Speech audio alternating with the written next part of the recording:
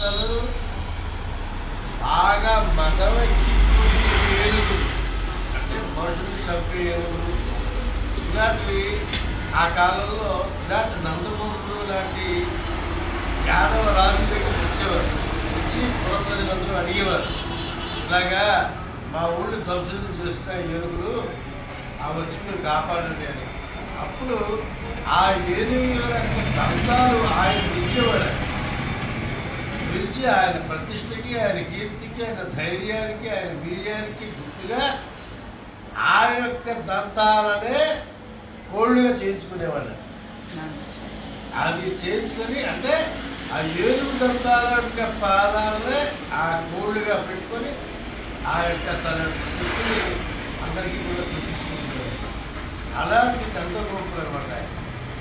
ఎవరైనా శ్రీకృష్ణ పరమాత్మ యొక్క తండ్రి నందగోపులు.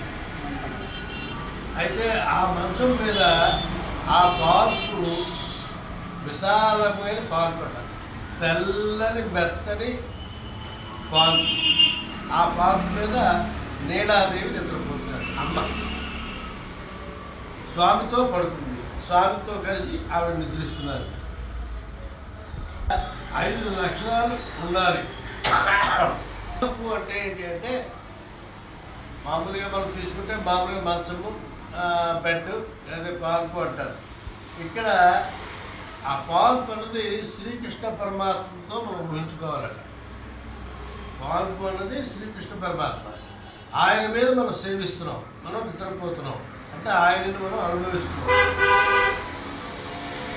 ఆ పార్కుకి 5 లక్షణాలు ఉన్నాయి. అందుకే దాన్ని పంచశయ్యనము అంటారు. అంటే పంచశయ్య అంటే 5 కోళ్లతో కలిగిన మంచము. పంచి వైశాల్యం, ఔన్నత్యము, పరిమళము కలిగి ఉండి కాలానుగుణంగా అంటే ఆ పార్కు ఎలా ఉంటుందట, చలికాలంలో వెచ్చగా ఉంటుందట, ఎండాకాలంలో చల్లగా ఉంటుందట. ఇటువంటి గుణాలన్నీ కూడా కలిగి ఉంటుంది. పరిమళం కలిగి ఉంటుంది. కాలానుగుణంగా చల్లగా, మెత్తగా, వేడిగా ఉంటుంది. చక్కని పార్కు. ఎవరి పార్కు? భగవంతుడే ఈ పార్కు. దాని మీద పడుకున్న వారెవరు? నీలాదేవితో కూడిన స్వామి. చుట్టూ దీపములు వెలుగుతుండగా తప్పకోడ పడుకుని మీద స్వామితో కలిసి పడుకుని ఉన్నది నీలాదేవి. దీపమేమి, మంచమేమి మనం ఒక్కసారి తెలుసుకోవాలి. మనం భగవంతుడి దగ్గర దీపం పెడతాము. ఎందుకు? స్వామి చీకట, మనకు చీకట. పవిత్రమైన దీపం ఎందుకు అంటే దీపంలో జ్ఞానానికి ప్రతీక. దీపం అనేది ఒక ఔన్నత్యానికి, చీకటిని పారదోడడానికి, మన యొక్క ఉత్తమమైన గతులకి ఈ దీపం అనేది ప్రతీక. ఈ దీపం 5 దీపములు వచ్చేలా పెడతారు. 5 దీపాలు వచ్చేలా పెట్టాలంటున్నారు. ఈ 5 దీపాలు వచ్చేలా పెట్టడం అంటే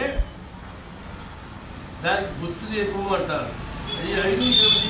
శృతి, స్మృతి, ఇతిహాసము, పురాణము, ఆగమం అని 5 చేత కలిగి ఉన్న జ్ఞానము. జాగ్రత్త.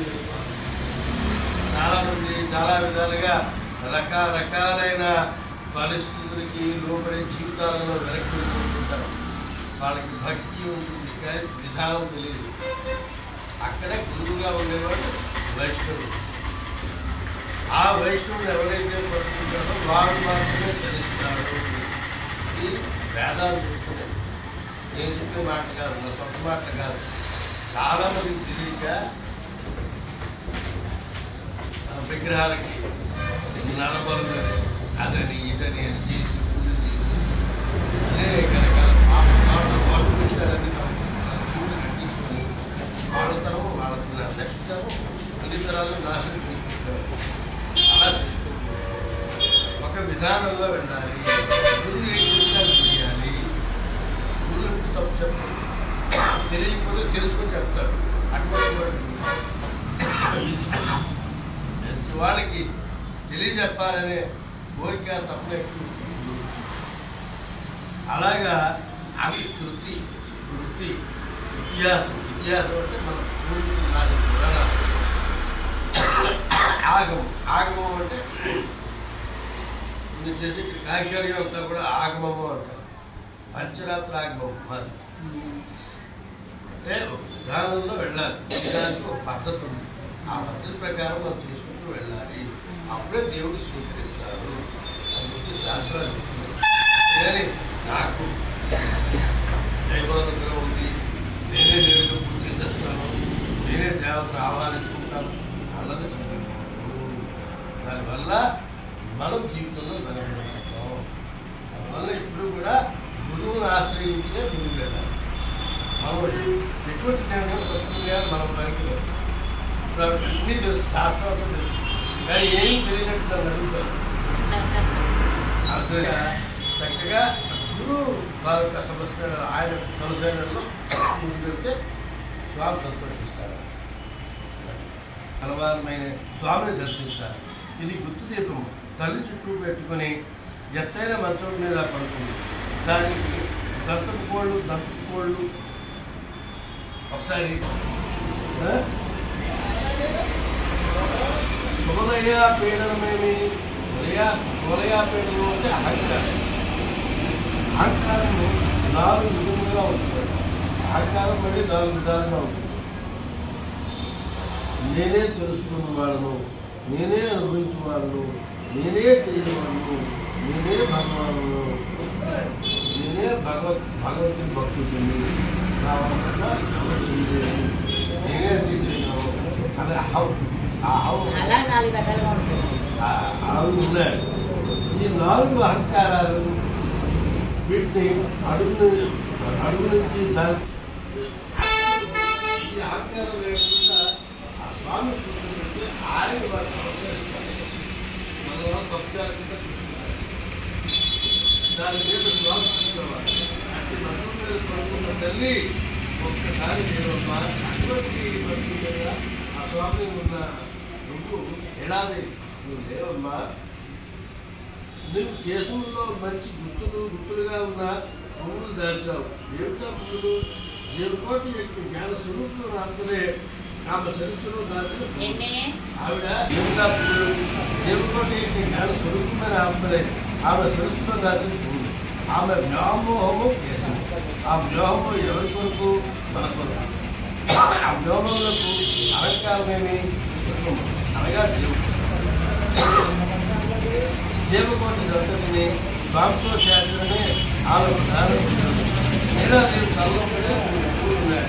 ఆ పూలు ఎవరు అన్న జ్ఞానులు, తపస్సులు చేసుకున్న పూలు, వాళ్ళ తలలో జీవులు, వాళ్ళు అక్కడ శివకోశంగా వాళ్ళు ఉన్నారు. జీవకోటి అంతటిని స్వామితో చేర్చడమే ఆమె ప్రధాన పూజలు. వాళ్ళందరినీ కూడా నీలాదేవి స్వామితో కలుపుతున్నారు. కానీ భర్తను అనుభవించడం కానీ భర్తకు తాను అనుభవం కలిగించడం కానీ ఎప్పుడు ఆనంద స్వరూపం.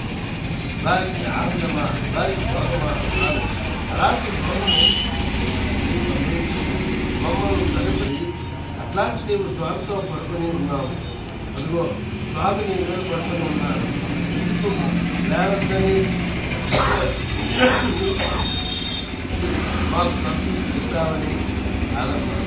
ఎప్పటి ప్రేమ నీ వారమని వచ్చిన వారికి నీవు కలుపు తీయడం, నేను తీయాలి అని నిన్ను అడ్డగిస్తున్నాడు. అంటే దయముందా, ఆకుముందా? దయగలవాడు స్వామి. దయ లేకపోతే స్వామి రక్షించడు కాదు. స్వామి లేకపోతే దయ ఉంది. కాబట్టి దయ స్వామి ఇద్దరు ఉంటారు. ఇది ఒకరికే ఉంటాం మనతో అని అర్థం. ఈ శృంగార సన్నివేశం కాదు. అట్లా స్వామికే ఆమె వక్షస్థల తన చూపులతో ఆమెను అర్థిస్తున్నాడు. దీని కనుక అది భక్తి సిద్ధాంతము అంటారు. లోపల ఉన్న వస్తువులను చేసే సిద్ధాంతము భక్తి. ఏది లోపల ఉన్నది ఎంతో మితమైనటువంటి ఈ బాహ్యమైన వస్తువులను చూడగానే భౌతికమైన పదార్థం అనుకోకుండా దాని లోపల నిశ్చయించబడినటువంటి భగవతత్వం అనేది నిధి మనకు దర్శింపజేసేది భక్తి అనేది.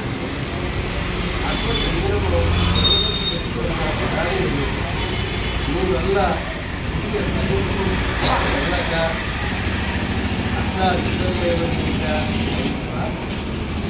అమ్మ అక్కడమ్మా ఎప్పుడైనా నేను స్వామి